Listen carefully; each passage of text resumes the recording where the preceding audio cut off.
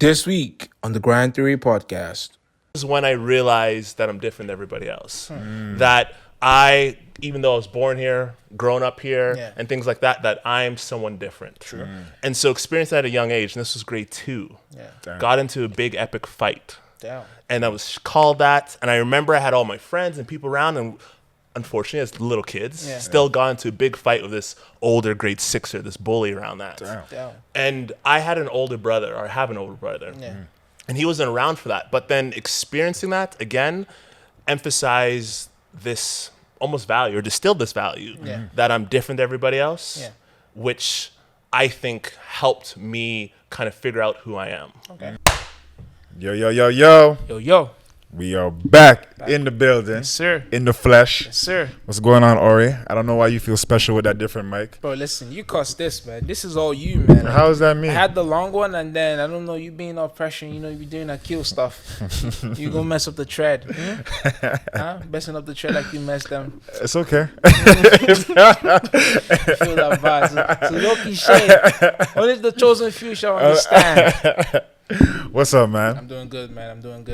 I'm tired, though. Tired? You know, with this whole crazy stuff going on, man. I feel that. But when Zoom, a good transition to that, though. With all this crazy stuff, though, we're still putting it up to one person. Who is that? Nah, you got to answer this time, because I give the... I already know the answer. I know the answer. Come on. The people are the answer is the big man upstairs. Yes, you know, sir. First things first, every time we have the podcast, we always got to give credit to God. Always. Because it's due, you know? It's due.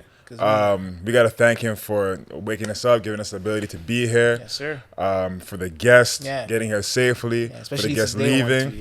And today, today, just the struggle of just everyday life. Like, he's been watching over us, holding us down the whole time. So we got to give thanks to God first and foremost. Always. First things first, you know?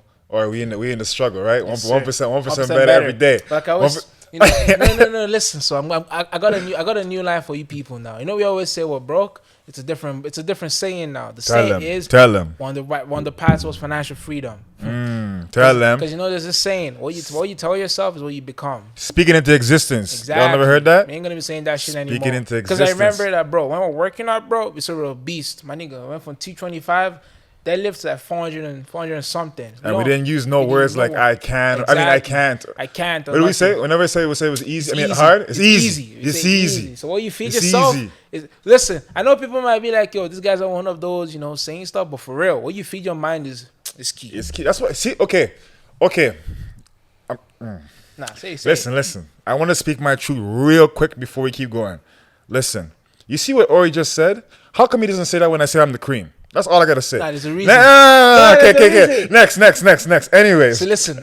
Listen. I did the episode. I know what I'm gonna do. I'm gonna record myself personally, put it on top this. It's gonna say what I want to say, and then we'll be back to the episode. So I'm gonna follow it, and now we're back to the episode. Watch. I'm gonna do it. Watch. So recap from last episode, we had Alan on, the owner of Comedio, yes, sir, who also has a Building Bridges podcast. It was a great episode. Definitely. Telling a story all the way from Rwanda. Do you like the beginning of that episode? Just it's so intense in the beginning of the episode, and it just keeps going, right? I'm almost shot my fan, bro. Man, scared, like bro. what he's been through, to see the type of person that he is from what he's been through and his experiences. It was just a great episode. His theory of the grind was hustle. And he said that the reason why it was hustle was because the hustle incorporates or encompasses everything. The passion, the grind, the intention, the effort behind your grind. Yes. And the key thing that he said was you got to hustle like today is your last day. Like there's no tomorrow. Which is a big key because tomorrow is not promised. Yes, sir. You know, especially in the world and how things are going crazy. Right now, Like it's not promised. So we got to make use of the time that we have now. True. Today, though. But I'm excited, actually. Today's a big man episode. I'm actually excited about it, man. Big man episode. Today, our guest, he probably got the longest dreads I've ever seen since I've been back home. Fact. It's better, man. As you guys can see, that's why I'm covering my head, because I can't. You didn't want to be ashamed. You gotta pull that over his head. I can't say anything anymore, man, because... No, so our guest today, I was very fortunate to connect with him at the Law Connectional event. Shout out to Law Connectional. And not only that, but I've seen him through the gym, and we also talked outside of that as well. Yeah.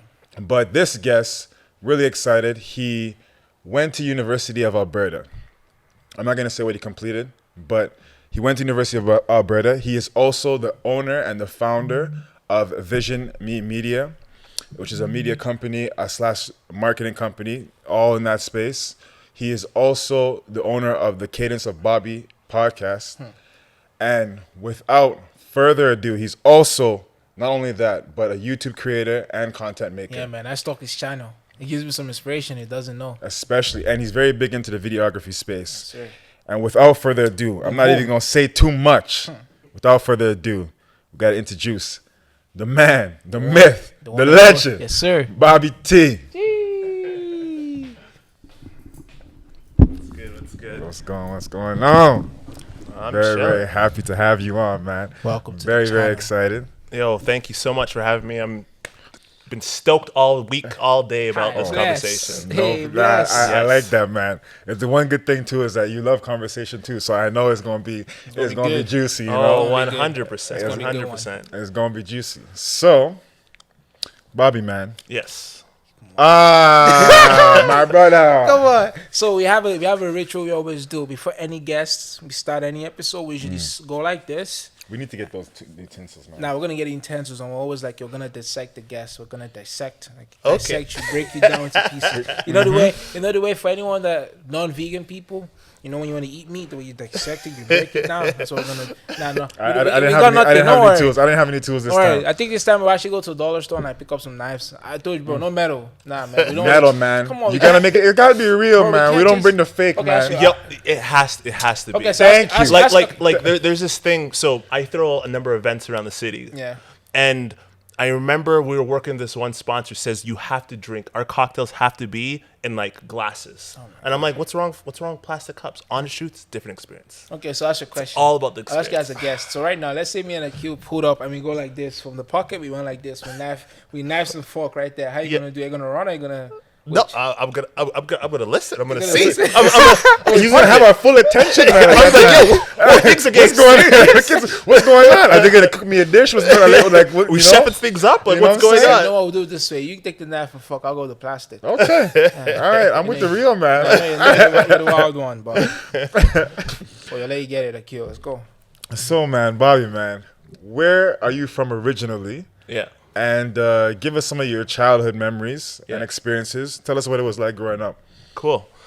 So originally, like my parents are from Jamaica. Okay. And I'm a first generation Canadian. So I was born and raised here in the city of Edmonton. Okay, nice. And like one of the things that I think is so blessed and so amazing is sort of that privilege to grow up in the country like this.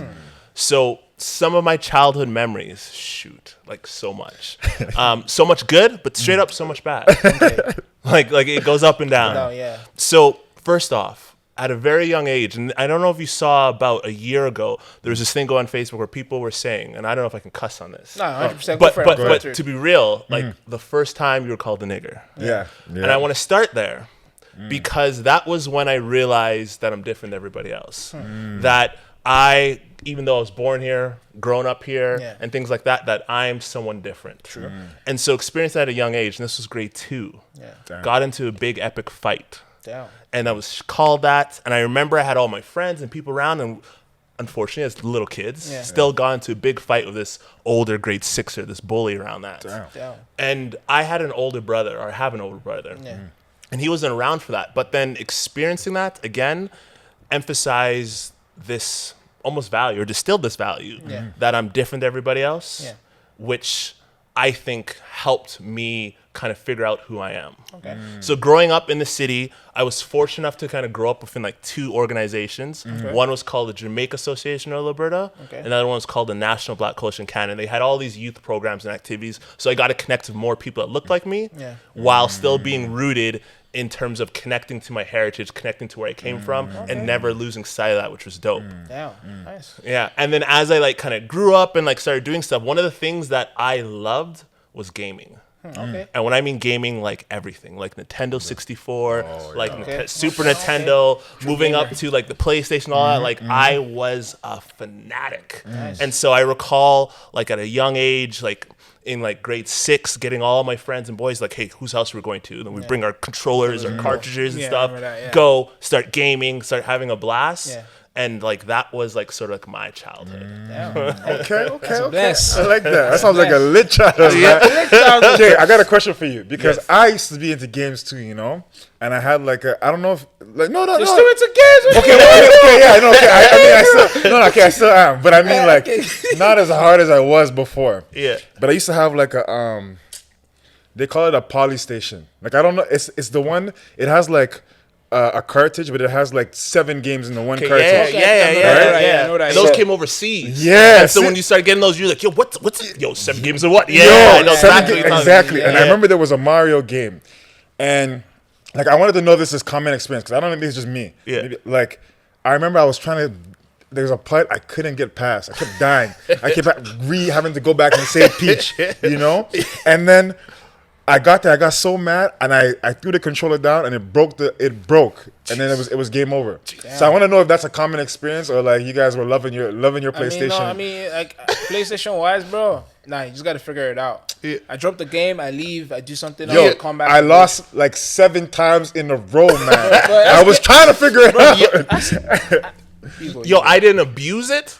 I got, like everyone gets frustrated, Matt, but no, I didn't abuse it, man, because those things will, like, they're meant to break. Yeah, bro. So you go back to my new ones, you know? I felt it because I never got one after that. My parents were like, yeah, you're going to break like that? You have money? You know, so it was done. Well, no, but that sounds like a very, very nice childhood. But I want to know the bad side. I'm curious to actually know the bad side, though. Yeah, go ahead. Yo, so like I said, like the bad side... The bad Unfiltered. side, Come on. Unfiltered. The bad side of things kind of ebbs and flows. Okay. So one of the things I was fortunate enough to experience is kind of like straight up growing up, I guess, having that street culture, that street knowledge around stuff. Yeah. Understanding like how to navigate straight up in the real world. Yeah.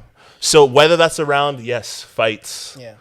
It's funny. I will never forget this in junior high. And again, I grew up in a awesome group where from elementary to junior high to high school, we had the same kind of clique of friends. So we just had like heritage around what we were doing, right? And so we were just a big group. Yeah. But unfortunately, it was still a violent group. Yeah. So like we would consistently, unfortunate times, get into fights. Yeah. Call it boys being boys. Yeah. We would do mischievous things. I mean, egg houses, like straight up, like the regular things, the ring in the rips. One, now that you just bring that up too. One story I have, and I'll never forget this. And so imagine, like, this is grade 5. Yeah. In grade 5, and this, I'm gonna date myself. We had we had these like a milk cart. Okay. And in these milk cart, what you did is you could buy a bunch of like milk tickets to go buy your milk for like a week or stuff like that. So you get your parents, you pre-buy your tickets, and then you just have your milk. Yeah. We, being a bunch of kids, understood that, hey, we see these tickets, and they were like kind of like that take one, like omit one type of tickets where you could just go buy. Yeah. So we bought rolls at Safeway. We brought them to school, and we started getting milk. Damn. Then, because we're such juveniles, we started giving back the tickets to get money back. Damn. So we had this whole thing. It was smart and terrible. Yeah. So we all got caught because we're kids, because we're gonna abuse it, right? We all got caught. I remember like the school, because it's a bunch of like, I don't even know how old grade 5 is. Like we're talking like kids. Yeah. So they brought like they brought a police officer to come talk to us and kind of like scare us straight. Yeah. But like we laughed it off. Yeah. We were like, okay, and then we took it serious, and then we got suspended for that, but then we just kept going, Moving on to the next thing. We got caught, and then we got moved to the next thing. But straight goods, when it came to junior high, and when it came to like high school, unfortunately, like that's when there's always those, again, I'll say boys are being boys in terms of the fights, the scraps, the disagreements, and people don't look like you or don't click like you, or the other cliche like, oh, what school you go to? Oh, you go what? Oh, I don't. Oh, that school. Oh, okay. And then like you like start like beefing with other people. That's true. And one of my best friends today went to this other school, and I'll never forget this. And this was like where some of those straight up, like, call it 90s, like hip hop movies and things like that brainwashed us. Yeah. I remember like I saw this other black guy at this other fight. And me and my other like best friend who was also black, we were looking at him, we're like, who's that guy? We got to size him up. Like, we might have to scrap with this guy. We might have to go fight this guy. Because we were there in this big, huge fight where these two guys were going to go, like, from two different schools, were going to go scrap each other. Yeah. So then we're like sizing him up, and we're like, yo, this guy thinks he's crazy. He's thinking he's crazy? He's giving us that look? And then nothing happened. But then years later in high school, I connected with him. I was like, yo, like, what's up? What's your, like, you know? And then afterwards, we started reminiscing. Like, yo, what school you went to? Hey, do you remember this? And he's like, yeah, I do. I remember both you guys. And then like we laugh it off, but that's like, that was this.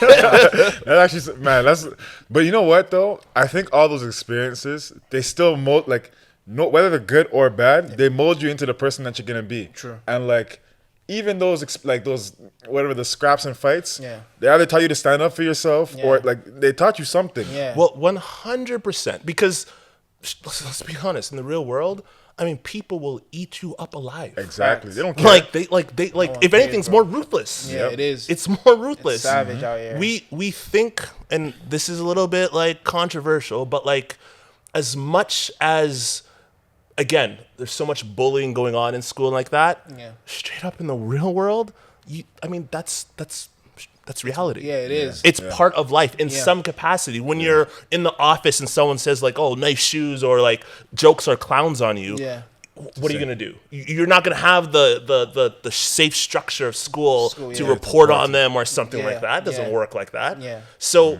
again, I think my upbringing in school, sometimes when it went south, sometimes when it was about a little bit rough, I don't know, it just prepared me. It just put me into perspective. It gave me some glimpses of real life. Oh, definitely. 100%. And straight up, if I need to protect myself or if I need to do what I need to do, then I can do it without 100%. Fear. You know what I mean? Yeah.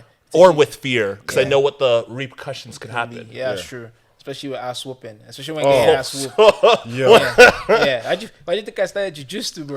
That's fair. And yo, we were like, I was in karate, like heavy around that stuff, just to learn the mechanics. Yeah. You know? And the thing about when fight, like taking martial art too, is you get humbled quick. Bro, I think I told him. So I recently got my first stripes in jiu-jitsu. Okay, good. I felt good. I was like, oh shit, I'm getting better. The next day, I got it on a Friday. Saturday, I went to the gym. I rolled with a white guy. I destroyed him. Yeah. I rolled with a blue belt. This guy told me, you got your stripe now. I can't take it easy on you. It gave me I did better than the first time I ever did with him. Yeah. But it gave me a good humble pie. Like after, you know what I did? I was like, yo, I tapped him and I was like, yo, thank you for the humble pie. Because like it's needed. Yeah. Because right there kind of showed, like, you showed me like, yo, yeah, you're progressing, but like, yo, you still gotta stay humble. So fighting, like, even if it wasn't the best, fighting in school, it kind of shaped you to know that, okay, this is the result of what you get. Okay, you need to learn how to defend yourself. Or you need to learn this, you need to learn that. You need to learn how to control yourself. Because like sometimes you can fight, you can hurt somebody bad. Yeah. When you hurt the person bad, if you don't learn through it, in real life, it's a different case. In school, if the person doesn't die, hopefully you're good. Yeah. But in real life, you can hit somebody and then you're going to jail straight up. 100%. But then if you learn that in school, you're like, okay, I need to know how to hold myself. So it's a plus. I like that though. That's the thing. Like, there's so many things that you go through in life. Sometimes you think that like it's not gonna benefit you, but like way later down, like it benefits you, and you didn't think. You're like, oh man, remember that one time I got into that scrap, and then this guy ducked here. Now I know if this guy's gonna punch, maybe I should duck. You know what I mean? 100%. So another question that I have, just kind of on that kind of in that same group, is that you said that you grew up in that nice community, right? With the Jamaican community as well as the black community as well, right? So what was it like having, because I'm assuming that there was also a lot of strong black figures in that community, right? Yeah. So kind of what impact did those people have on you? And was it negative or positive? So straight up, overall positive, but not in like the traditional sense of them having like an impact. Like it just was just being present, if that makes sense. Okay. And then having the right, like, call it adults to just work with us or do stuff with us. I mean, the reason why I say not in the traditional sense is like, I don't know. I think nowadays there's like a whole new level when it comes to having like strong black men or strong black women kind of mentoring or connecting. And I didn't have that in that traditional sense, but I just saw them working, or I just saw them functioning, or I saw them, call it, connecting with one another around things or doing different stuff. And again, and maybe I'm just taking it for granted because I was so engulfed in it. It was just great to see, call it, whether it was successful or whether it was just strong or just people kind of doing stuff in a positive manner, in a positive like format, you know? And like that is something that as I got older, I did not take for granted because quite quickly, so I'm fortunate enough to like go back to Jamaica every like couple of years or every 3 to 4 years. And while I was young, going back to Jamaica actually showed me how much I have here and started to respect, like, again, I'll call it the privilege I have, and seeing also and being fortunate to see where my parents grew up, literally in their bedroom places with 7 other brothers, 6 other siblings, to me is insanity, like impossible. Yet, like, here I am in this big house that my parents got. It's just me, my brother, and my parents, like complete spoiled. And so seeing that at a young age also reminded me like you got it really good. And to see your parents kind of transition from that to that, if I can make that leap, jeez, literally my parents are from what they came from to where they are. I mean, they're billionaires, you know what I mean? Like they made it, like they climbed out of nothing, like the cliche nothing to something. So if they gave me this platform, I better do something strong with that. I better take full advantage of it. I think I was having a conversation with him earlier on where like a lot of, because I'm an immigrant too, so I moved from Nigeria to Canada for school. Like I know the difference. Like there's like it's like night and day. Back home, like especially for example, say you're I do photography. There's a bunch of like it's so hard to make it in there compared to this space where there's so much opportunity to make it. Like a lot of people, especially when you're born in this space and you don't see it, you're like, okay, like you nag, you complain, you do stuff. Like for example, like school wise, like I see if I was a local student, like I would explore as much as I can because like international students you pay around like 12 grand a semester. That's 4 months. Local students, you pay 2 grand. You see the huge difference. Night and day. Huge. But they're like, oh no, school is this, school is that. I'm like, you can like, I'm not saying go to school, but there's so much resources you have that you gotta take advantage of it. But people nag, complain, don't see it from a different lens. Until when you go to a different country and then you see it. 100%. And experience it. You know, like truly experience it so that it like, again, you can watch and you can, like, let's be honest, because the internet, we see everything. But, like, there's a difference between seeing it and experiencing it. And that's why they say, like, immigrants work harder or are more successful or have a higher chance of success because they're going to take full advantage. They know. They're going to drive home that one little edge or that one little step or that little access they have and not, like, play it like it's nothing. That's true. That's true. Nah, it is crazy. It's a night and day difference, definitely. So, man, I was gonna ask you. Do you have a question? Yeah, I was gonna ask going from. So you talked a little bit about junior high and high school now, right? So kind of moving forward from that, now you went to university. Kind of what was that like? What was that period like? So that was really dope. And like one major thing that happened that transitioned from like junior high school to I guess you could say university was again, I loved video games, so I started playing professionally. And I had the opportunity to start traveling the world, getting paid a salary, and really attending some like really crazy international tournaments all around what they were called esports, this emerging kind of space. So which, like, was there like a specific game that you were like into and getting? So which game was that? It was called Counter-Strike. Okay. So it was like a PC game. So that experience, really, I didn't understand it. So there was literally people that were becoming thousandaires, not millionaires, what you see now, but thousandaires. There was people who were walking on stage getting like $70,000 checks, $50,000 checks from these gaming spaces, and I didn't understand like why.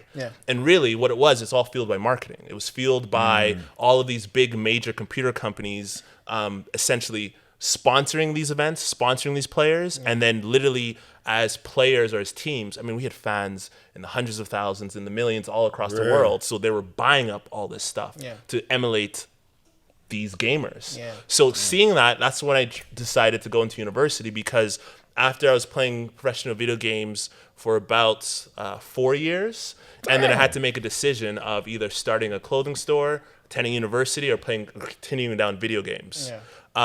To be honest, I regret going. I X'd the video games and I decided to open up the clothing store and attend university. But the year I did that, my team ended up like winning all of these like leagues and tournaments.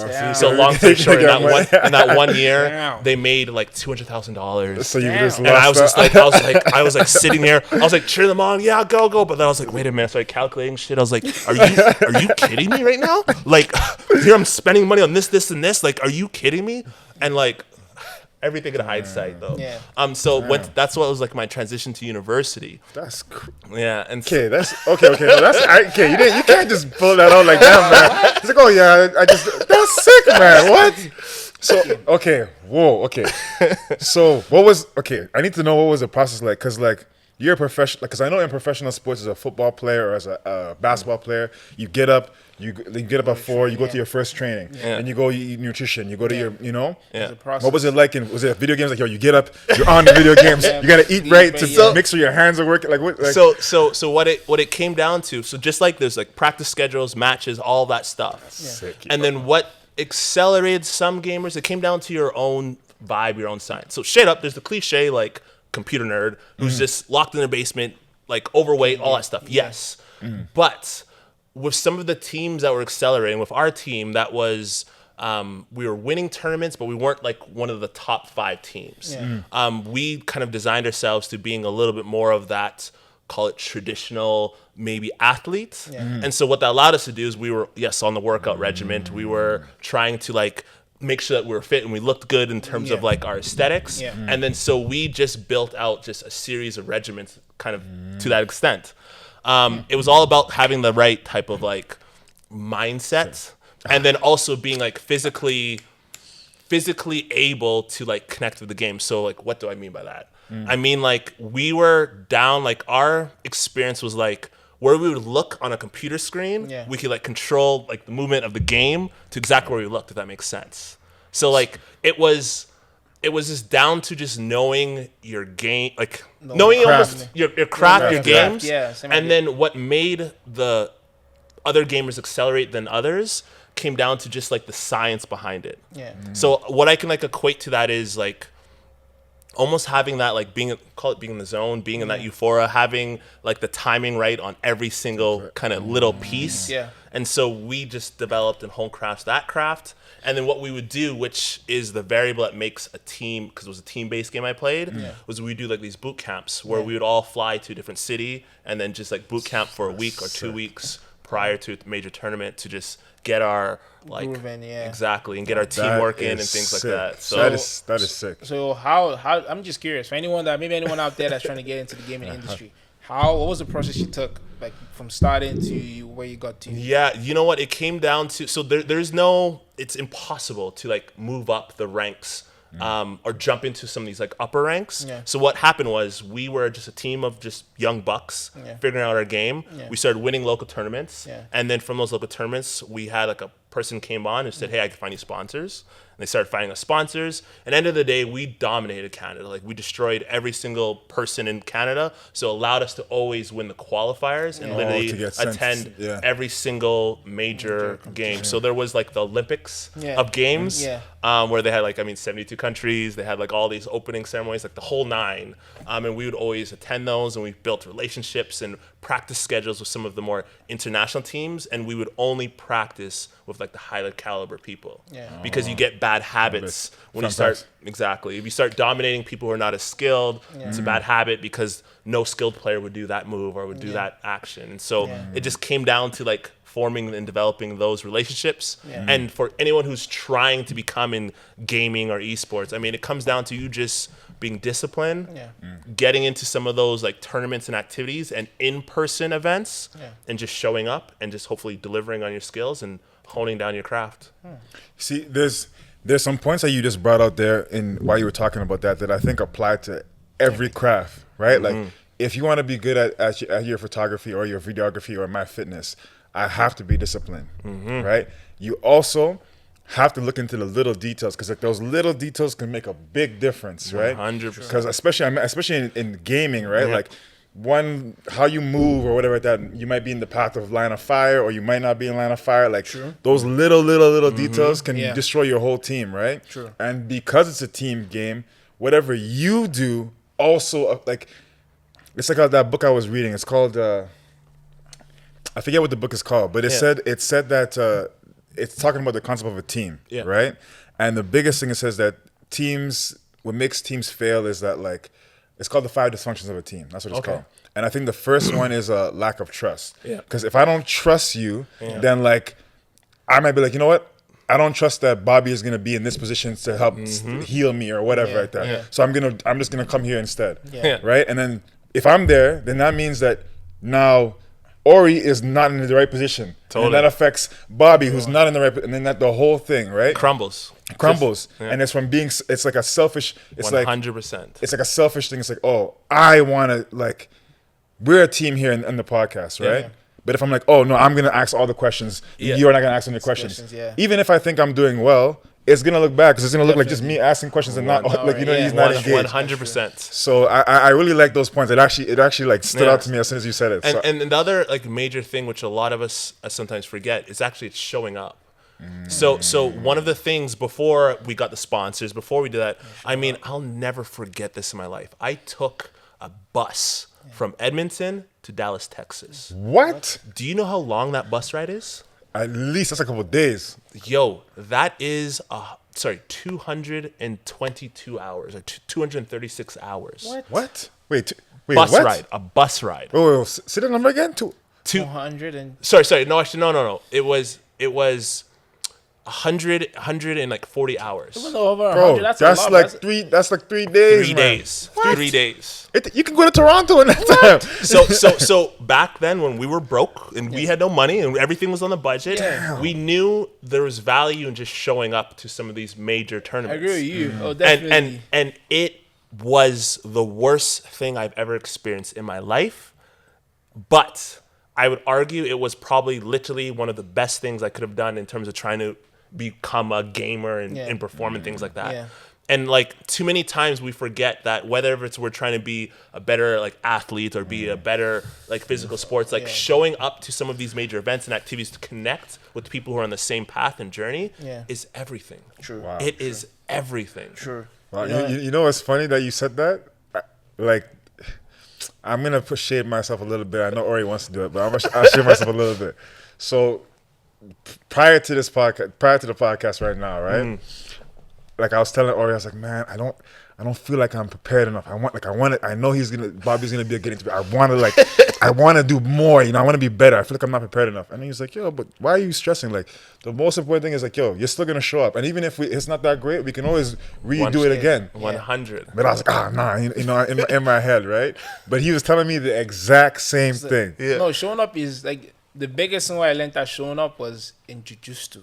I'm not bringing it up a lot, but dog, I stopped for a few times. Like, it changed my mind. When I started, I was always seeing like the blue belts. Like, yo, when am I gonna get mine? Bro, it triggers you. So when I started, I was like, yo, when am I gonna get mine? I was like, yo, I started working. The same guys I started with, they got their first stripes before me. I was like, yo, what the heck? Like, what's going on? But it got to a point where I was like, you know what? I'm not gonna think about it, but I'm not gonna think about anything. I'm just gonna come every day to the gym and just put in the time. I kept doing it.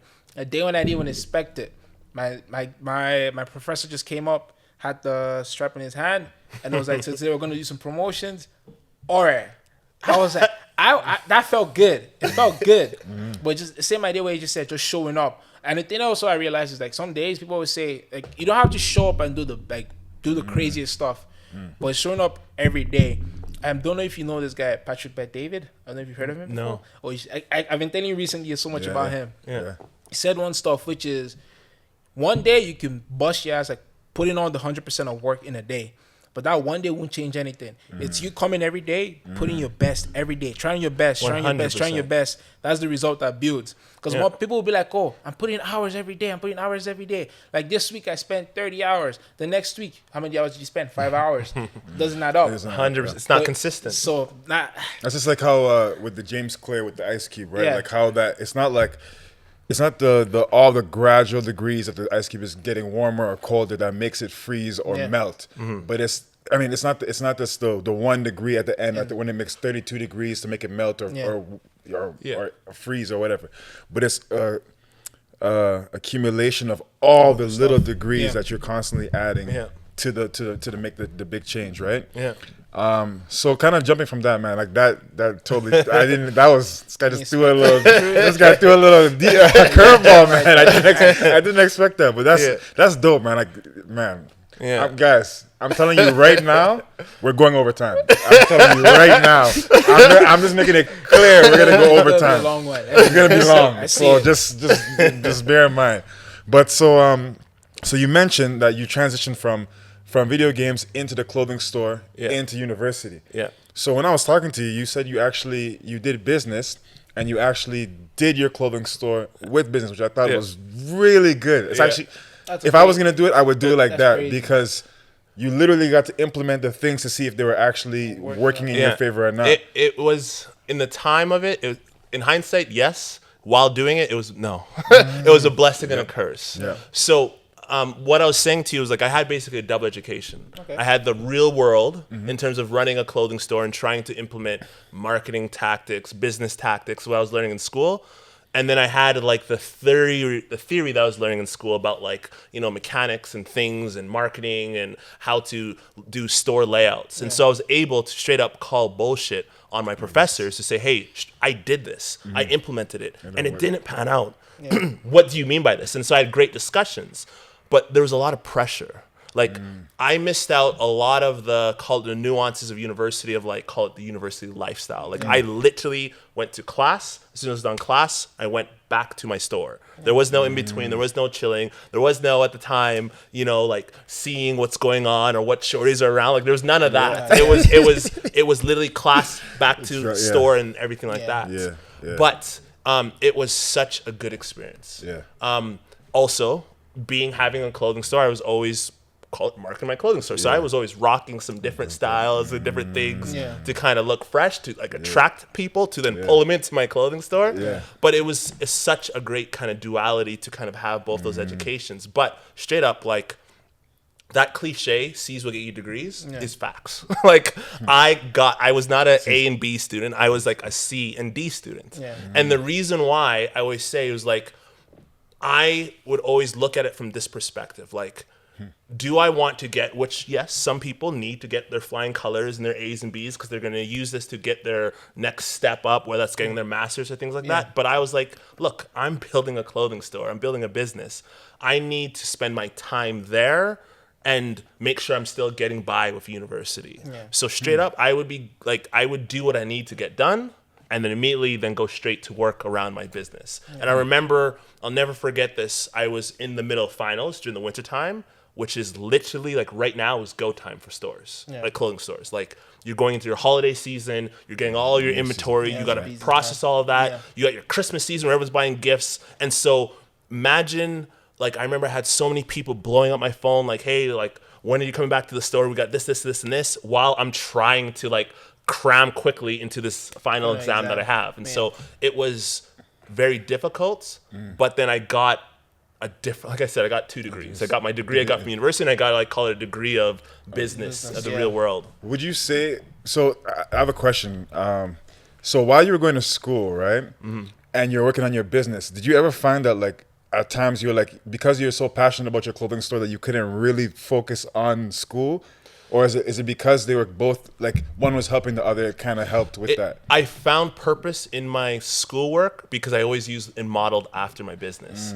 So whenever I needed a business, like I had a class where I do a business plan. Guess what business plan I'm going to do? My clothing store. Yeah. And I pushed it in my group. Whenever, for some of the other, I guess you could say, like, different classes that were, I don't know, just abstract, like sociology, studying people, I would always apply it to like, okay, cool. How do I study consumer behavior? Yeah. Why the way people buy and things like that. And so I'd always try to like find a route to go back to fashion or the studying of people or the people's shopping habits to make it more applicable and relatable so I can get through it. Yeah.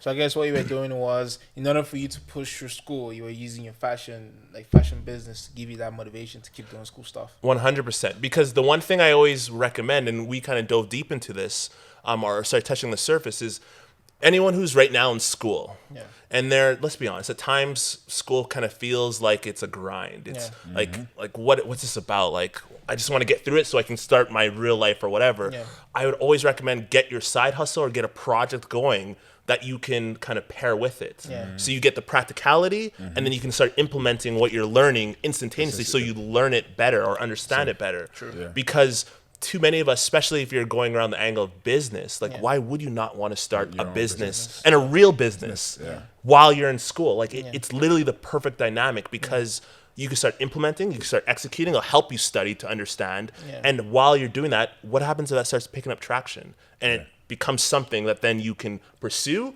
or then use into your portfolio of things. Yeah, That's true. And I think that's a super, super dope thing actually, is that like that's something, if like honestly when you told me that, I was like, man, I never even thought about that. But especially for me, I think that would have been super beneficial just because of the type of learner that I am. Like I'm a very like physical, like I need to see it or like see how it's done. Like I pick up things very quickly, like mechanically and stuff. Like if you show me something, I can pick it up. But like theory, just telling me. I'm like, I get tired. I don't want to hear it. That's why I never went to university. No, you know? I went to Nate, so it's a practical school because like my head is like, why am I sitting down studying all this if I'm not actually knowing the practical side of it? 100% though, because like you're right. It comes down to what kind of learner you are. Because if you are a person who needs to be physically doing it or play it out, then like that's the best route. And also, let's be honest, most students and people are gaming learning, if that makes sense. Like there is like a hustle to like get through school. There's a tactic. And so yes, that's great. Use the tactic to get through school, but is that actually gonna work in the real life? You know, when it comes to like really putting your knowledge to use, it's a whole different other game and dynamic. Like it is. School is its own bubble and shell. So why not try to figure out that bridge? Because that's what makes most students, as soon as they're done university or post-secondary, struggle. Where they can't get jobs or nothing, is because they don't understand that this is now the real world. No, you're not going to have the fairy cookie cutter safe place. No one's grading you. It's like, you did that wrong. You're out. Like, you know, you're out. You're going. Like, and I think I talked about this. I can't remember what episode it was. Where I think it was Kutsina. Kutsina. Where you're just talking about the reward. So I finished school, I got a job, and realistically, I had no idea why. 2-3 was it a month? I think it was a month and a half. This guy just pulled up in. I was like, hey, can I talk to you? I already knew what was going on. And so I was like, you have to go. Like live. And that right there was like a reality check. So just like what you said, where people finish school, they go to school, they're studying, getting all the A's, and then they're done with school, and then they start applying on Indeed, and they constantly tell them, you have zero experience, you have zero experience. But like if you were doing the idea what you did, like literally you have literally a proof to show that, hey, 100%. This is what I've been doing while going, like, and you have more merit than just that degree. Because I like at the time when I graduated, what happened was a lot of people then would go in that little hustle and then go right back to school. And I would be like, it's a cycle. I'm like, why? And like not even go up to school to get their like, call it doctorate or like or other like different, their law degree or stuff like that. They went to school to get another undergrad degree. You have somebody doing that right now. So Yashi, call you out, man. I literally broached this guy. So I don't care. I'll put him on the blast. I do it in person. I can do it over the video. So true stuff. He started with, I think he took architectural technology in it. Finished it. Went back to school. Took carpentry. Finished it. Going back to school again. But you know what? That takes so much. There is one thing though. I told him this. I'm like, yo. So now he's going back to school to take marketing. No. Now what you just said. I'm gonna like, yo, watch this episode because like. He has two amazing skills. 100%. Like you're an architect and then you know carpentry. Now I go into school for marketing. I'm literally going to try and push him to watch this episode. Can actually follow your full like what you did, because you can literally start a business around carpentry right there. 100%. Yeah. I don't know. That's no. And it's a cycle that is a partial trap, because you think school is the solution to finally break through, and it's not. That's not. No. It's getting real experience. It's like, to be honest, starting a business, failing, and learning from that. Yeah. Like if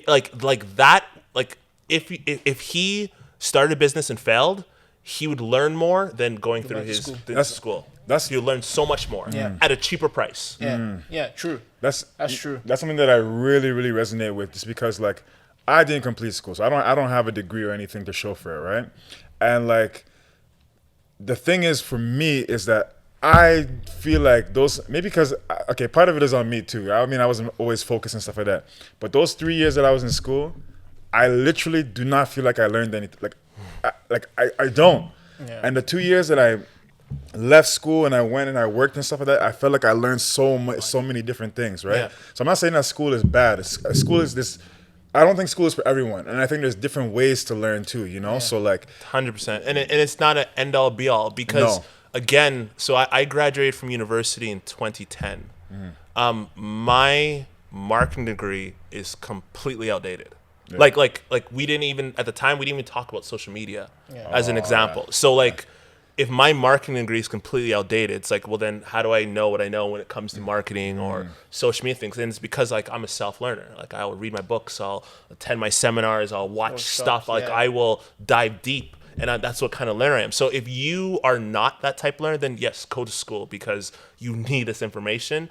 But in life, you need to be a perpetual learner. Yeah. You got to figure out things. You got to be like, hey, like I don't understand this. Let me YouTube it. Let me ask a buddy. Let me ask a friend. Let me ask a mentor. Let's figure it out, because that's the one variable that will keep you going, especially in a world like now where literally because of technology, things are moving like this. It's fast. You have to. You have to know. Have to. Yeah, I agree. So let me ask you a question, because I think it's something that I struggle with at times too. How do you go about how do you go about learning?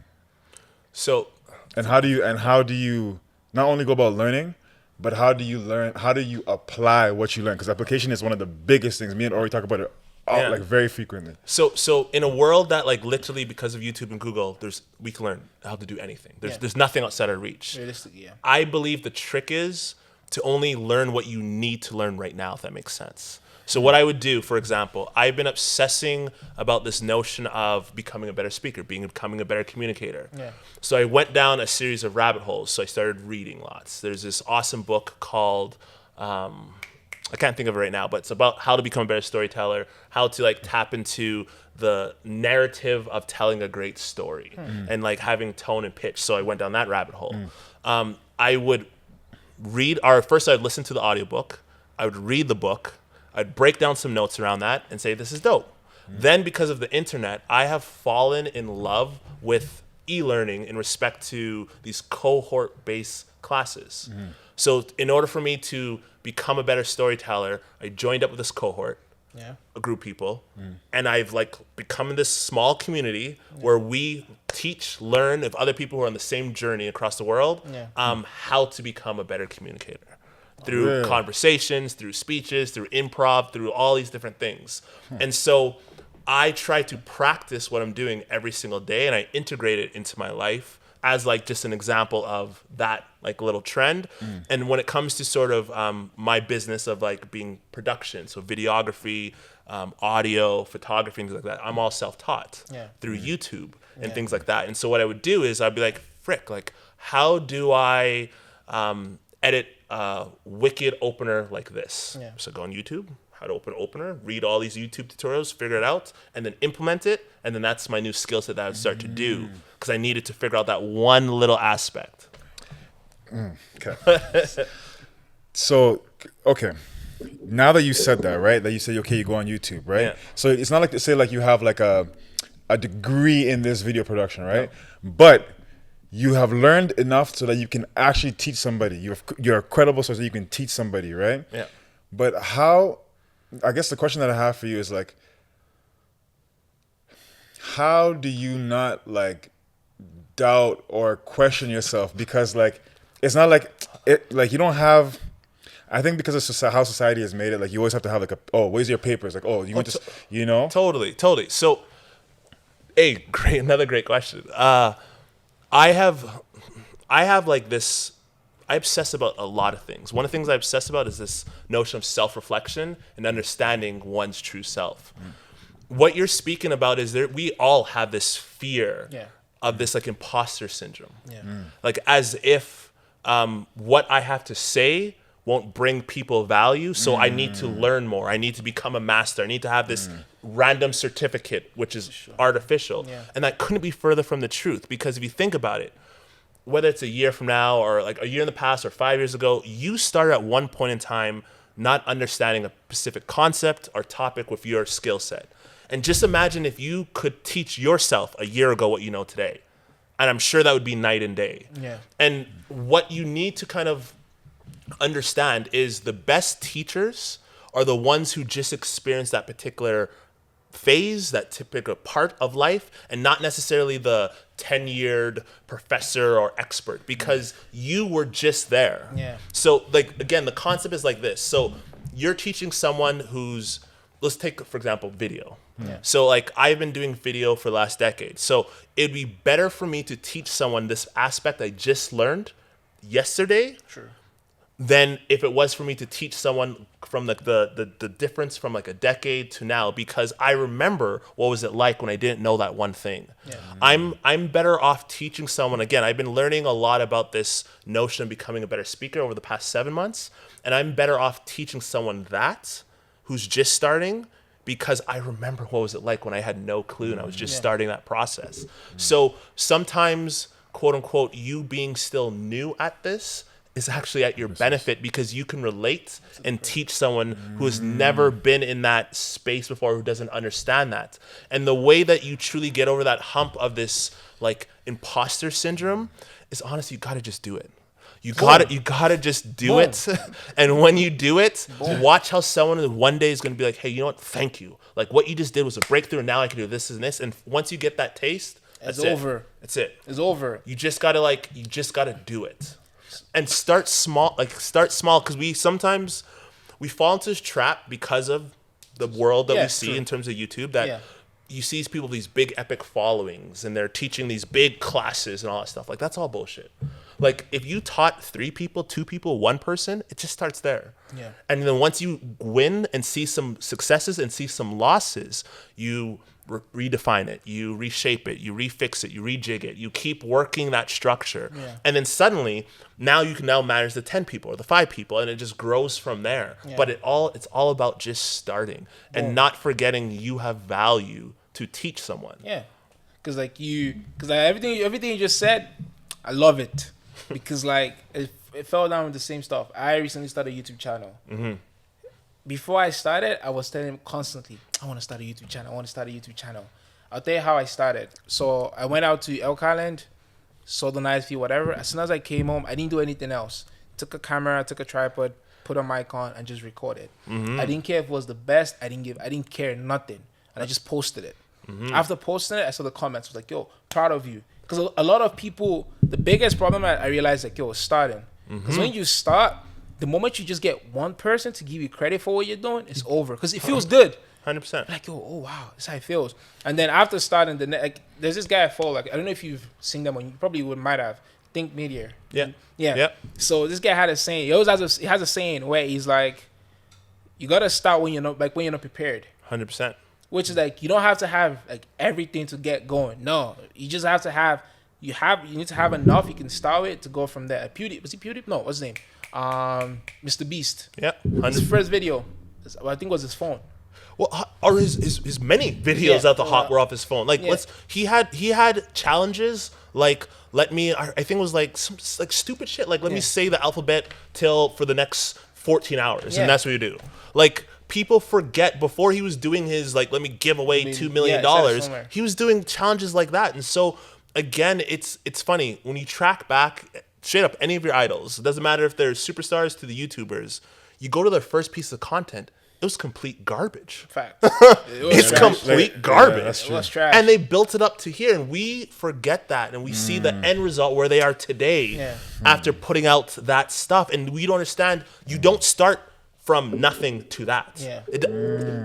And when you do see that happen, these people have been doing something else in the background. Yeah. These people have been movie stars and talk show hosts, so they started their YouTube channel with like a slam. Stop, yeah. Will Smith started with a slam because it's Will Smith. Yeah. You know, That's true. Yeah. like that's why he could jump on YouTube and all the TikTok and kill it Yeah, because of his years of killing it. Yeah, it's been had the experience. That's true. So too many of us fall into that trap. You know what you just described?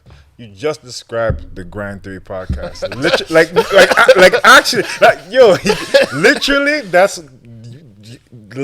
you described it, because the whole point of the Grind Theory podcast is to, like I said, most people only see the end goal, the end result, right? They don't see the big mansion or the big house or like you said, the big following, right? Yeah. But they don't see all the struggles and obstacles that person had to go through to get to that point. Yeah. And then 100%. how they overcame them and what they learned from it, you know?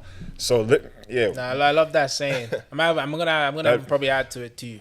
And I already mentioned him again. Like, I would anyone like literally check him out, Patrick. You should probably start Dave. tagging him, actually. No, That's really, fine. because I watched a recent video of his, and he gave a first step. The first step to actually being a successful entrepreneur. It was like the first question you should ask yourself is like, what is your dream? Like your biggest dream. Don't even hold back. Like it can be you want to be living on the moon. Don't hold back. Then the next question was, how demanding is this stuff gonna be? Like, you need to put 20 hours, 30 hours a week, 80 hours a week. How much you need to put in? The third question was, this was where he said a lot of people usually fail. Are you willing to put in that demanding hours into your dream? Then after that question, a lot of people probably say no and they give up. But it was like, even if you say no, you say yes, then close your eyes and imagine that dream happening. Because the moment you do that fourth one and you just imagine in your head, like, yo, I'm living my lifestyle. Maybe your lifestyle is I want to be financially successful, provide for my family. And you close your eye and you have a taste of how that is. Yeah. It switches everything. So if you It switches everything. Like recently, I've been following him because I'm trying to really understand like the bit. Right now, I think I told you. Yeah. My head, like I'm focused on understanding like business. Totally. Because like because you can have the craft you can learn. Yeah. But once you understand business, it's a different ball game. But Totally. but that's off track. But what you see, said you have is it. perfect. Yeah, and just to add to that, the one thing that's sometimes overlooked, and it's like on what you said for step 3, is like you gotta love what you do. True. And the reason why you gotta love what you do is because straight up at times, if you don't want to, like, there's someone out there who they truly, that's what they love to do. They love to just edit videos. True. They love to just like figure out these little intricacies of audio. Yeah, true. And they will outperform you because that's what they love to do. Yeah. It's not a grind to them. They would rather there's nothing else they'd rather do but that. True. And we lose sight of that variable of like, do I actually love this, or am I just doing this because it's the means exactly, or it's like the hot thing to do, or it's the most popular thing to do, or the cool thing to do. I think, to be honest, I don't think everyone's an entrepreneur. definitely. I think there's some people who truly just get a job, and like I don't say that as like it's a bad thing. Like, let's be honest, there's countless people who are making millions, hundreds of thousands of dollars, a lot more money than me, who have jobs. Yeah, that's true. Because that's what they're doing, that's what they excel at, and too many times we fall into these traps of taking these decisions, not understanding that, hey, entrepreneurship's a lonely road. It is. It is a sad road. You meet obstacles. You are lonely. Definitely. You have to make choices. I had to make so many sacrifices of birthdays, parties, celebrations, Definitely. births, like everything, Lose friends. because I had to choose to open up my clothing store, to choose to run my business, to make those hard decisions. And it's not for everyone, because if you go the other direction, then to be honest, you're making the wrong choice. And if you rather do that, which is totally fine, don't get into entrepreneurship. Don't get into small business. Yeah. Go, because like small business is golden handcuffs. You think that having your business means that you have control of your own time? No, you don't. 24/7. There is 100%. There is. I don't have downtime. Yeah. There's no downtime. I'm always on. Yeah. I'm always doing something in some shape or form that's gonna map to my business. Yeah. In some shape or form, and it's not for everyone. While a 9 to 5, you could turn right off. Once that 5 hits, I'm out. I'm out. I'm You're done. done. That's true.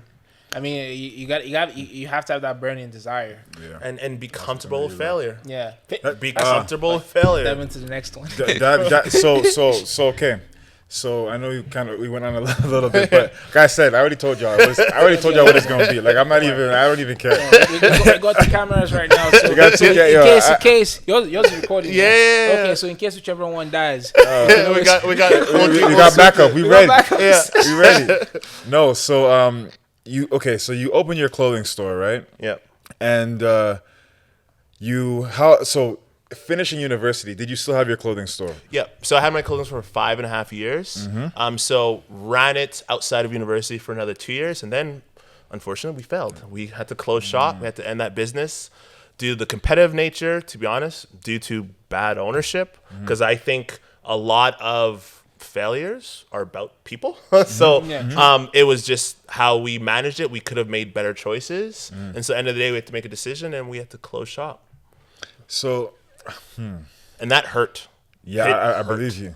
How was it to make that, like, because especially if it's a business that you started, like that, like hurt. Like first off, my first business was my baby, still is my baby, and like branding yourself, making this you, having people like, oh, like the store was called Room 322, so people were like, yo, Room 322, like people who didn't know me, but like that was my nickname. I was the store was me, and then suddenly. Where people see in the streets to say like, hey, what's up? Like, oh, my store's closed. And like, oh, what? Store's closed? Why? Everyone said that. It hurt. Yeah. And like being comfortable with that was not easy. It was a challenge because again, none of us want to be perceived as a failure. None of us don't want to be looked down upon like, oh, that sucks. What happened, man? Like, you okay? Like, what are you going to do now? That was the next question. What are you going to do now? What are you going to do now? And then you have like the other side where people are like, yo, oh, your store was so dope, man. I wanted to shop there. It's like, yo, well, why did you That's true. Like 5.5 years. Like, yo, where were you? You know? And then like I got the whole gamut of all of that. So like it was vexing and it was like challenging, but like you had to push through. And so that's where you like the lead up to that choice of like closing down was it was painful. Of like saying no, we can keep doing it, trying to be positive, like no, we can hold out another month, but like yo, that monthly rent bill is heavy. It is heavy, and when the dollars are not matching, when the inventory is not matching, you have to make a decision that's best. And so it was challenging, it was heart-wrenching, it was heartbreaking, but have to embrace failure. You have to get comfortable with it, and I had no other choice. Like dollars were drying up. What do you do? So okay, after going through something like that, right, where you lost your business, what gave you the confidence to start another one? So out of necessity and out of, to be honest, this itch that I had, this itch to still dabble in this whole thing. The one thing that I grew that I found out I truly loved about business was connecting with people, having these relationships, having these connections to people who were, call it decision makers, whether it's other business owners, other managers, other CEOs, or even to other just general managers. So I wanted that experience again. I needed that experience again. So the first other business I went into, again, I was hosting these events under this brand called Tastemakers, where we were doing these pop-up experiences because I wanted to connect with more decision makers. I wanted to connect with more influencers. And so I kind of ran that. And that kind of brought me back up to speed again of like getting my taste of business. I then also was obsessing about retail. I still loved it. And I wanted to figure out, to be honest, how can I do it better? Because I wanted to get back into it. I wanted to have another swing at it. So I joined up with like Hudson's Bay, part of their management team. So I wanted to know how these big boxes do it. And sort of want to see how the behind the scenes are. So I did that for about 3 years. It was dope, it was good. But then I was also still on the side hustle, doing a lot of marketing, starting to do a lot of like video production and things. And then that started dialing up where I said, okay, cool. I'm learned what I think I've learned at Hudson's Bay around retail. So let me now go back full time into just like managing myself, managing my business, and then kind of never look back since. So you said something that I really love, which was you knew you needed to learn more, but what you did was instead of trying to start your own stuff and learn it, you humbled yourself, went under somebody's what's it called, roof, yeah, learned the skills, and then you decided to go out and start doing your own stuff. I love that answer. The biggest idiotic thing that I did, and I had two other business partners open my clothing store with, was none of us had a retail experience. Yeah. Dumbest thing ever. Like, why? Yeah. Like, I could have for the life of me just went under another group, been just a standard employee, and learned while getting paid, learned the playbook, learned how they built the scenes before I started my stuff. Like, too many times as pride, we think, no, I can just do that. Like, I like fashion. I like clothes. Yeah. Idiotic. Yeah. Like, dumb. Instead, literally go into another smaller business that you like, that's doing the same thing or similar thing you want, and learn their playbook. Yeah. Learn how they manage from inventory to accounting to numbers to employees. Like you need, like, to not do that is literally the dumbest thing you can do, because you're going to lose so much money. Yeah. I have this epic book called The Things Not to Do when opening up a clothing store. And that's number one. Going into the clothing store with no experience. Because it makes no sense. Yeah. It makes no sense. I personally think it actually even applies to anything outside not even the 9 to 5, but anything outside the 9 to 5. So if you're trying to start your own business. Like, if you're trying to be a photographer, when I started, I was doing internship with somebody. I wasn't getting paid. I was going like morning to nights doing photo shoots, just learning under him, watching him how it works, watching how he interacts with clients, watching how he interacts with models. Did that for like a year and a half because I had to move. If I was still with him, I'd be way better than what I am right now. But I left, started applying everything I learned with him, and then boom. Like, even when now, I think I was saying to him, I haven't told you yet, I'm trying to dive into the video space. Yeah. I know I can start on my own, which is okay, but like, I still don't really have that much experience in the industry. I can humble myself, work with somebody for like a year, 2 years, see how that person works, add value to that person. 100%. And then you start your own stuff if you want to. So, because you, and like, what you said there is so important. Like interning and doing it for free is literally the smartest thing you do. Yeah. Like, if you could be as close as so let's say whether it's that or if you're trying to work with business, like trying to be as close as possible to that decision maker, that top person is super important, because then you can start getting all those nuances and be transparent. Like, look, I'm trying to open up my own shop, my own field, my own photography, videography, like space. Yeah. So I want to pick your brain, but I'm going to intern for you and I'll do whatever you want and need. Yeah. Smartest thing you could ever do. Smartest. That will save you hundreds, if not tens of thousands of dollars. Yeah, because worth every penny. As long as a person knows I'm not paying you and you're adding value for me, it's over. And even better, if that person will eventually see themselves in you, because they remember when they were just starting. That's true. And if you can get that relationship going, that's like... That is literally the smartest thing. Like, that investment of time that you might be losing because you're not working is going to pay itself tremendously more in dividends because of the money that you're going to save, because you're going to have a playbook and understanding on how to do what you need to do to be successful and not struggle in that. Because I'll tell you, the first 2 years of my retail store business was a struggle. Like, we were figuring things out at our own dollar because it's time. Months, every rent. Bills weren't paused for us. Like, we still have to pay our bills regardless. And so because of that, that's, in my opinion, what killed us. Is off the hop. We weren't out the gate.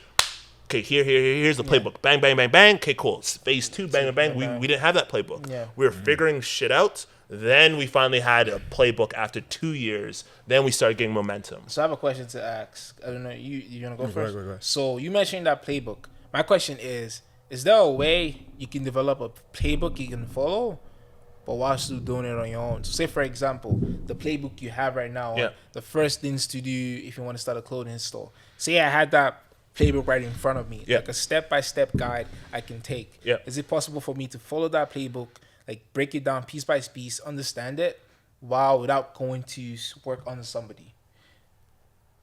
Yes.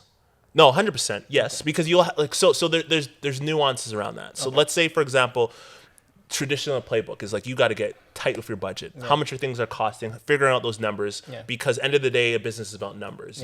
If your business is not making growth or positive numbers, then you don't have a business. You know, you have a hobby. You have even in the beginning, because a business is something that's consistently growing. It's bringing revenue. That's the nature and the essence of what a business is. If it's not bringing you revenue, then it's a hobby, because you're paying to do whatever you're doing. So because of that, like that kind of mechanics, having a playbook and following step by step, yes, you can have sort of these degrees of how to set up shop, how to set up your business, how to set up all these logistics to then quickly start moving and going, which doesn't require you necessarily interning somewhere. The reason why interning somewhere has so much power and value is there's a lot of nuances that don't just fall on paper, that will never be truly documented. That's true. You don't know how to negotiate necessarily a lease when it's your first lease you're ever getting, where you need to negotiate that thing. And if you don't become, if you're not educated in that, and bottom line experience, you're gonna get eaten alive. My first lease that I signed, eaten alive, eaten. And if I was ever prepared in terms of understanding that, hey, since we're going to invest this much money into renovating that we don't get to keep, we don't get to take from the space, we should then negotiate this much free rent. We should get this much more possibly reduction to then level up. Then what are we doing? So because of that, we didn't know. So we got eaten alive. Because it is like a dog eat dog world. Like people think business is not safe. It's not like a nice guy world. Hey, you're brand new. Okay, cool. I'll be nice and get the hell out of here. It's gonna be like, cool. Sign this, and this is what it is. Little did you know that no, you need to go this, and this. Like, are you crazy? Like, absolutely not. We needed this. So because we lacked that understanding and the cliche, we didn't know how to read contracts properly. Like, being prepared for that would be important. Understanding that playbook of then making sure that, hey, make sure you have a lawyer on your team to just kind of review that so that it's in your best interest. If that's not your forte, make sure that you have an accountant as your best friend so that your numbers are making sense and you're always on top of it. Those are like the nuances that you can implement and learn to then like execute. And then in that respect of interning, again, there's like the nuances. For example, and I've been using this clothing store analogy a lot, but we didn't know. We thought in the clothing world is get some money, go to this fashion brand that you like, go buy their clothes and bring it. Hell no. It doesn't work like that at all. It comes down to, does this fashion brand like you? Do they relate to you? What other brands do you have in your store? Again, do I like you? If I don't like you, I don't care how much money you have. I don't care. I'm selling my brand. Like, think of some of the hot brands out there. Like, I'm pushing it. I don't care. Who are you? And so we had to build that relationship. We had to like find different people to introduce us to these individuals. We had to show up at like different conventions in Vegas and things like that, just to show presence that here we are and this is how we are and this is our thoughts and this is what we're trying to do in our city. Like, it was a whole other dynamic that we didn't learn until a good friend of mine who we didn't know at the time introduced us to that and educated us and brought us through this whole process. And shout out to Jonathan for that. Big up, Jonathan. I like that. So, but another question I have is, because I'm a big believer in applying what you're learning. 100%. So my question, that's why I'm asking about that playbook. So would you say, instead of going for internship, finding a mentor can replace that? What would you say? It depends on what you're trying to do. Okay. If you're truly committed to opening up a business, I would say go for the internship, because you're going to learn some nuances that you'll never learn. You're going to learn some downs that you will never learn. The problem with the playbook won't have what happens when you hit. Oh no, not the playbook. No. My question is, you have the playbook. But you also have somebody in that industry that you can take under as a like you can be like a mentee? Mentor. Totally. He can be a mentor for you. Yeah, it can be a mentor for you. So would you say that can like... You could do, I would say, first off, all above. So when I had my clothing store, there's a guy, have you guys heard of Foosh? Foosh is a streetwear brand on White Ave. It's dope spot. They have a series of different brands and stuff like that. Awesome owner. When we opened up our store, this guy who owns it, named Justin, was basically our mentor. He kind of started showing us the ropes around streetwear fashion and like managing a clothing store in the city. Yeah. So while we were building it, we were also finding different mentors and other business owners who are not necessarily in the lane of fashion, but were in like furniture or other places who are also giving us advice around building a business. So we were still going that mentorship route while building our business and kind of applying stuff while formulating our own playbook and things. And again, I think the most powerful thing, again, would be that internship, that job, that role somewhere up top to then get some of that information, get some of those, take some of those like kind of pieces and nuances to then apply to your own business, because you have basically a space to experiment and test, see if it works. It works, cool. Now I know that I should implement this in my business. Yeah, because the reason why I'm asking is like right now, like I said, I'm in the photo space. I'm trying to dive into the video space. Same with Akil. Akil's trying to dive into like the fitness and the mindset. And the reason why I'm asking is like we have, I can probably say a decent amount of skills to like start on our own. But there's a, like I always say, I learned this from my photography, which is there's a difference between having a craft and running a business. It's two different things, and so my father recently opened up a restaurant, and about 4 years ago he opened up a restaurant, and he closed down right when the pandemic hit, thankfully, because his lease was up, because restaurants, destruction and obliteration. And the one issue with these restaurants, what happened was like him and his and like sort of like my mother-in-law, they were obsessed about the cooking of the food. They were like obsessed about providing these awesome meals. And that's not what a restaurant's about. A restaurant's about running a business. It's about driving your food costs down. It's about finding the like freshest food suppliers to make sure that your product is consistent. That's what it's about. It's not about the food, if that makes sense. It's two different worlds. All those little things will make the food better. 100%. It's about finding the employees and making sure they are trained in sort of a format so that people can get a similar experience or a consistent experience. And it dials into the food, it dials into the taste, it dials into the whole aesthetic. So if you lose sight of this will crumble. Straight up, I'll say that it'll crumble. I like that, because like if I'm getting you right, all like that one little thing. Okay, the food is what the restaurant makes, right? People come and buy the food, but like all the little things, like if you don't have your accounts right, then the bills are not paid on time, then you won't even have light or water to even get water or to have light in the building. So all those things are part of the experience. When they come into the building, like you come into this podcast, right? If we didn't have no lights, we're just doing this in the, it's part of the experience. Even though it doesn't matter, right now it does, but like, you know what I mean, right? Totally. And about the process. So imagine now, like, to be honest, I don't know what the dynamic is of who does what, who sets up the mics, who sets up the audio and things, but what happens if one of you guys are missing out of the picture? Can you still do that? Can you still execute on the podcast? And the question is there a playbook to fulfill that? So what happens now, for whatever reason, both of you are just busy on your own ventures and stuff.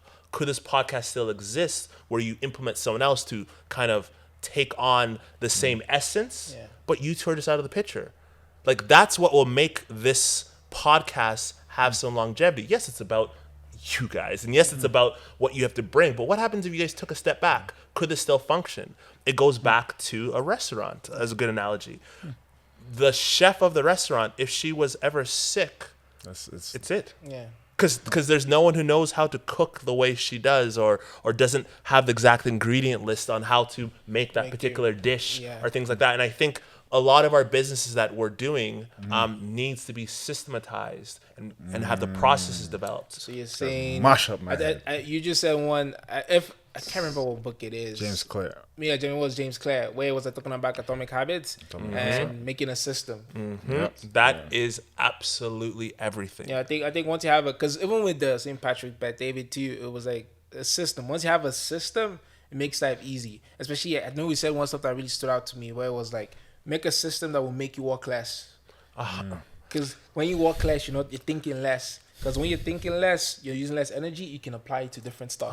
100%, because you have a process. Yeah. So I've been obsessing with that, and that book is amazing, to the point that like I don't think about like again that task. I think about how does it look like to break it into a process, and it doesn't have to be complicated. I mean, a simple checklist of things what you need to do is the way to kind of make things flow better. Give me an example, because I'm trying to think of it, but give me an example of how you would break it down to make like a system. So, for example, let's say, again, for my podcast, what I do is when I record a podcast, I have my checklist to make sure I have all my setup from like hitting record and all my other things. Yeah. But then once my podcast is done, that's when I record my recap. That's when I like kind of quickly have my draw of saying like, hey, everybody, like this is what like kind of the show notes and the summary. Yeah. Once I have the show notes and summary, as I check that list off, I then record, because I'm still feeling and I just did the podcast, I instantly dive deep into a particular topic that I loved. Like depending on how that conversation went. Yeah. That same day. And then I go deep into that, and I kind of have this, if you want to say, verbal dump around that. Yeah. And I have all that content information, and I send that all to like my team to then create into a blog post, to then create into notes, and to translate to like kind of then start working the whole system. So I have like a checklist of deliverables that I need to do every single podcast to kind of get that same consistency. And I also then have my show notes, my other details kind of listed off. So then I quickly just go one by one around that. This guy's busting my head. I'm busting my head right now, man. The thing is, I've always been I know for a fact that system does so much. Oh, it's everything. Yeah. It's everything. So I haven't have a follow up to that. Oh, you already kind of touched it, which was when I was gonna ask you about like making a system. So now I have another question for you. So my question now is falling back to the same stuff where we talked about, where you were like, so are you out? This might be kind of generalizing the whole conversation we've had, which is, let's say there's somebody out there. Yeah. Okay, I'm trying to start a business. Yeah, it can be anything. What are the advice, and like, give like a steps, like a step you think the person can follow on how to go about it. So, say if you want to start a business, the first thing you need to do is like get truly an understanding of what that business is, and the business of it, not the task of it. You want to usually. Great cooks want to start restaurants, not understanding really what's the business of restaurants. There's a lot of people who love fashion but don't understand the business of retail. So you need to understand the business side of that aspect. If you're into sort of like health and like development of like people's like physical conditioning, you need to understand the business of that and what that looks like. Once you get that information, start researching and looking at different groups, brands that are doing something similar that you like. The reason why is it's great to kind of model what you're doing after something. So you have like a template, you have a North Star, you have something to kind of almost model. So then you're building your craft, but seeing something different. Yeah. After that step is I think you should immediately, if possible, intern somewhere, get a job somewhere so that you can learn the nuances while doing it. In that process of like that research and development side is I'm a fan of creating what you call like a minimal viable product. Okay. Too many times people ask their friends and family like, hey, if I did this business, would you like it? Would you join it? Would you blah, blah, support it? And everyone's like, yeah, of course. No, they will not. What you need to do is you need to create the actual real thing and basically see if you can actually sign someone up to pay you for that service, for that product. So if you're selling a good or something like that, get a whole bunch of pre-purchases that then if you hit that certain threshold, be like, okay, cool, now I gotta like make this. Now I gotta implement this. After that, it comes down to then just developing kind of the key fundamental things of business. So having, again, it's a cliche. The reason why a business plan is important, and it's not important, but it's important, is because you need to have some type of structure of what you're doing. You need to have some type of like figuring, like plan. So create a business plan for a year, not 5 years, none of that stupidness, because businesses are changing too quick like that. Get a business model so you understand that, okay, cool, who's our suppliers? Who's our key, call it key, I guess you could say complementary groups who would utilize our service. So for example, if I'm a photographer, I better start to know different people from different businesses who might need photography. I might need to know as like someone who's going to sports health and stuff like that. I need to have some co-partners who can feed my business. different individuals, different people to complement my own marketing. Yeah. And then after that, it comes down to like the basics of just like, let me try this experiment, this minimal viable product, this thing, try to get people to subscribe to it, purchase it, and then from there, just experiment and try and be comfortable with failure and being comfortable with losing to then reinvent. Dumping the whole gem, the whole bucket of gems, man. No. I love that idea. Especially the first one, especially the last. Yeah. So no one really knows this. I've never really talked about it too much. I run the photography business I'm running right now. I'm struggling, like straight up. I think I've told you before. I'm struggling, and the first step you said was the first mistake I made when I started, which was I never sat down to actually understand deep down understand the business side of it. I always thought in my head, I was just like, you know what? Just keep shooting. The clients are gonna come to you. Nope. You gotta network, meet the right person, chase after them. That's why what I want to get into now. I told myself never. I'm not making that same mistake. It hurt. Like no one really like. It actually hurts to say that. Yo, I'm not successful in this. And when people see my work and they say, yo, bro, you should be making like tons of money from this stuff. And bro, it actually hurts. 100%. Because we lose sight as creators. Yeah. We get so deep into our craft that we think our craft will then translate to a business, and it doesn't work like that. Clients and people don't do business with necessarily the best product, the best photographer, the best shooter, the most educated person. To be honest, they do business with people who they like and who they know. Yeah. So it's about building those relationships. Relationships are everything. It's access to everything. True. So when you build those relationships and start to land those projects, that's when you start to dial in your craft and those nuances and dialing up your whatever you're trying to like kind of go, whether it's around education or whether it's around that refinement of taste and respect to driving levels. Yeah. And so again, I would say work on the relationships more than anything. And it's like, so what does that mean? Like, what the hell does that mean? It means showing up places. Yeah. It means that the people around you, what they're doing now, they might be that client. They might start a business that might need your service 5 years from now, 3 years from now. So start building those relationships also. And then after that, it's about selling yourself and being able to tell yourself. Yeah. The reason why I've been obsessing about this notion of being a better communicator is because life is all about communication. It's about truly understanding like what's up here and being able to communicate it so people can understand that. And that is a hard task. True. If I tell you that, hey, I have this camera of all these settings and it has this quality and this megapixel, you don't give a like who cares about all that stuff other than other camera nerds and people who like go about stuff. Yeah. What people want to care about that are trying to tell their stories, like how can you tell my story? Yeah. How can you connect with my audience? Yeah. How can you sell my product or position it in a certain manner? Yeah. And that is a totally different language than the craft of it. Yeah. So as soon as you can like make that connection, that's business. Yeah. And it's of course it's connected to the craft, but I mean it's a different language. The business itself, like sometimes you see top end clients and you see the pictures and like, yo, what like so there, and also there's that cliche, like let's be honest, whether it's the I mean on the NBA or the top movie actors or the top singers out there, they're not the best singers in the world. Like there are, and I don't know this for a fact, but I'm positive there's like amazing, crazy, insane basketball players who are not in the NBA. Yeah, sure. And so the question is like, well, okay, cool. So why?